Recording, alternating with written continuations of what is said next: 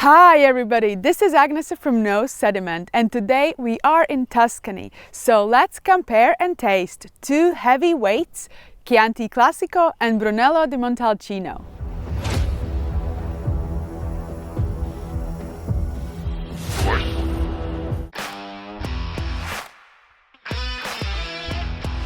The problem with this video is that it might get old rather quickly. It seems to me that Chianti Classico is undergoing a lot of changes and is constantly evolving. Therefore, what I am discussing about right now might not be relevant tomorrow. But it is completely different with Brunello di Montalcino. This appellation has remained quite stable and has undergone very few changes over the decades. Here you go, very first difference so early in the show. Shall we continue? Chianti Classico and Brunello di Montalcino are two appellations in Tuscany, central part of Italy, that have been granted the highest recognition, DOCG. Chianti Classico is situated between two large and important cities, Florence and Siena, while Montalcino area is located approximately 25 kilometers south of Siena. Chianti Classico is located further inland than Brunello di Montalcino is. Chianti Classico covers roughly 7,200 hectares of vineyards, and unlike other famous winemaking regions, it is not all covered in wines. Driving through, you would be surprised by the amount of forests which significantly contribute to the unique environment of the Chianti Classico area. Similarly, in the Montalcino area, among vineyards, you will find olive groves, forests, and significant amount of land dedicated to other agricultural crops. Here, the area under vineyards is actually half of that of Chianti Classico, which is around 3,500 hectares. Vineyards dedicated to Chianti Classico must be on slopes, with the majority found between elevations of 250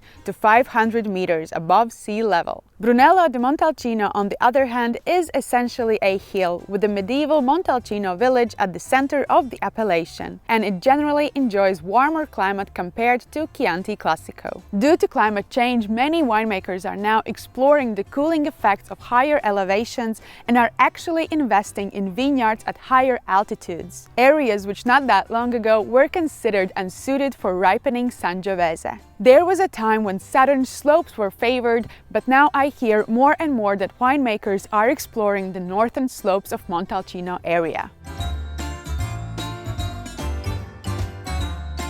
Both wines must be made from Sangiovese grape variety. For Chianti Classico, it must constitute a minimum of 80%, while Brunello di Montalcino must be made entirely from Sangiovese grapes. Both wines are considered to be the ultimate expressions of the grape's true potential and capacity, despite the fact that it is the most widely planted red grape variety in Italy and can be found in almost every Italian winemaking region. For Chianti Classico, other grapes that are allowed to be added are historical ones such as Colorino, Canaiolo, and Malvasia Nera. However, international grapes like Cabernet Sauvignon, Merlot, Syrah are also permitted. I want to note that there used to be belief, and some still insist, that completely different cultivar Sangiovese Grosso is responsible for the wines of Brunello di Montalcino. However, this has since been disproven, and the majority now agrees that it is indeed the very same grape, Sangiovese, which is used for the production of Brunello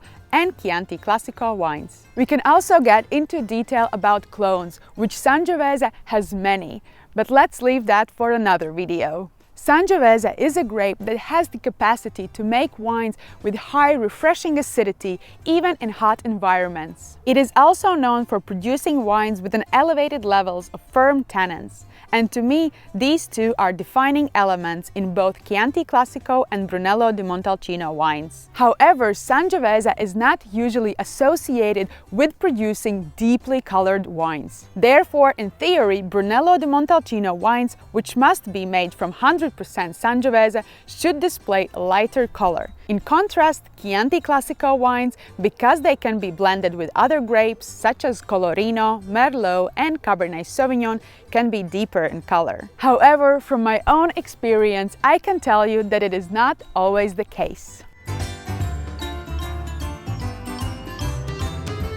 There are 3 quality levels within the Chianti Classico DOCG. In many cases, I might even want to call them 3 different styles, because with quality-oriented producer, Chianti Classico is difficult to be called an entry-level wine. These levels or styles are Chianti Classico, Chianti Classico Riserva, and Chianti Classico Gran Selezione. Each has its own minimal aging requirements.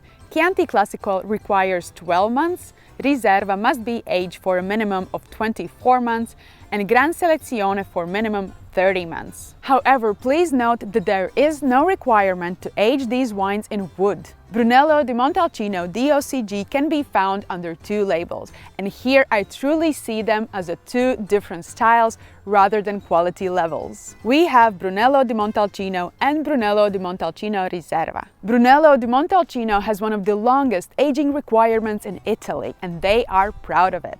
While I can certainly say that these wines can age, it's important to note that they are released when they are 5 and 6 years old. With few exceptions, these wines will already show development on the nose and flavors. As discussed earlier, Chianti Classico not necessarily must be made from 100% Sangiovese, and it can be blended with other grapes, unlike Brunello di Montalcino, which must be made exclusively from Sangiovese. There has been a lot of criticism regarding blending wines, and many will argue that Sangiovese is too delicate and it can be easily overpowered, especially when blended with other international grape varieties. Lately, I have noticed a rise in 100% pure Sangiovese Chianti Classico, and I do like them a lot. However, for us sommeliers, this makes blind tasting so much harder, because Brunello di Montalcino also must be made from 100% Sangiovese. We will see how that plays out later in the tasting. The unique thing about Sangiovese is that it has no minimum requirement to be aged in wood, only in the bottle. This is very different from Brunello di Montalcino, which has one of the longest aging requirements for a wine to bear its label. Brunello di Montalcino must be aged minimum for 2 years in oak and cannot be released to the market earlier than the 5th year following the harvest, or the 6th year for the Riserva wines. Considering all the factors that we have discussed before, for me, Chianti Classico is wine that is characterized by high, refreshing acidity and firm, chalky tannins. It also tends to have moderate alcohol. Wines from higher elevations can have as low as 12.5 alcohol, which we all appreciate so much nowadays. Additionally, for me, Chianti Classico is usually medium-bodied. There are exceptions, of course, but majority of traditional Chianti Classico will not be rich, opulent and full-bodied wines. They are rather fine-boned. Flavor-wise, it is often marked by crunchy red fruits such as sour cherries, cranberries and raspberries. Of course, the élevage in the wood can add some spiciness and toasty characters, just as the addition of Cabernet Sauvignon can deepen the color and mark wine with distinctive blackcurrant notes. In comparison, Brunello di Montalcino are usually bigger, richer and fuller bodied. The acidity is elevated for sure, but it is not as crisp as for Chianti Classico. Tannins are high, but for Brunello they tend to be rounder, matured and resolved. Alongside ripe red and darker fruit flavors, I often find a lot of tertiary aromatics such as balsamic, leather, coffee and smoked meat. Classic examples generally will not highlight notes of new oak, but it is not uncommon to find wines with notes of clove, vanilla and sweet toast. And now, off to the tasting!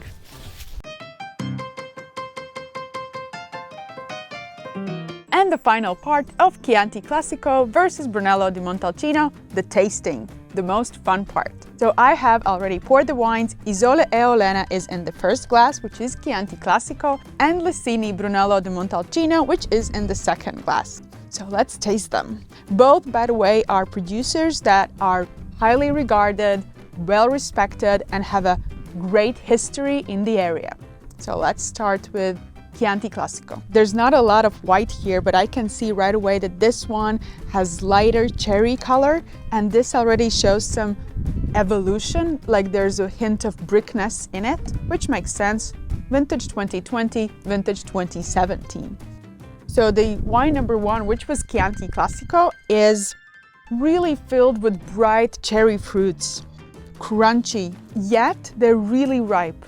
It is interesting because I have been tasting a lot of Chianti Classico wines over the strip, and there's a lot of crunchiness and sour cherry in it. This seems more ripe. This seems sweeter.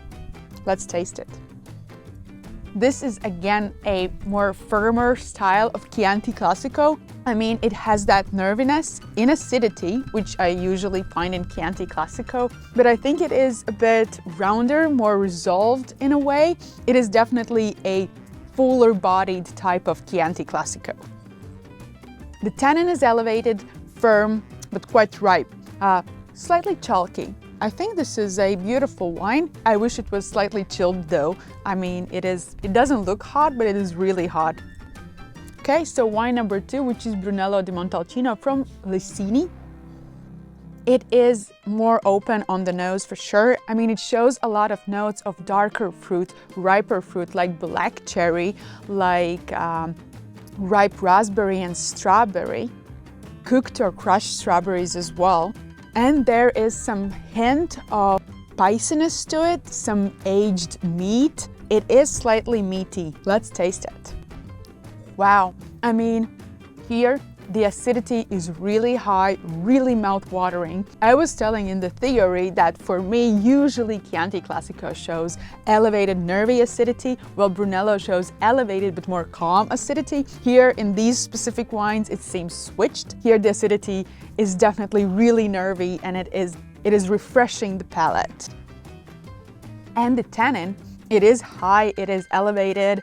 It is chalky, it is covering the mouth, it is mouth coating. I think it is beautifully done tannin, but it also shows the potential. I mean, there's a lot of resolvement that can happen still, and it is overall very chalky and quite lovely.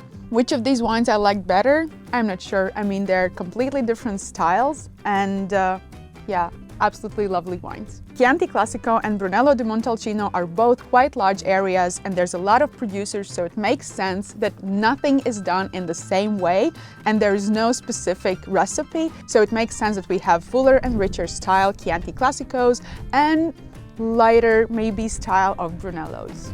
If you like videos like these, make sure to watch my other video, Ribera del Duero versus Rioja.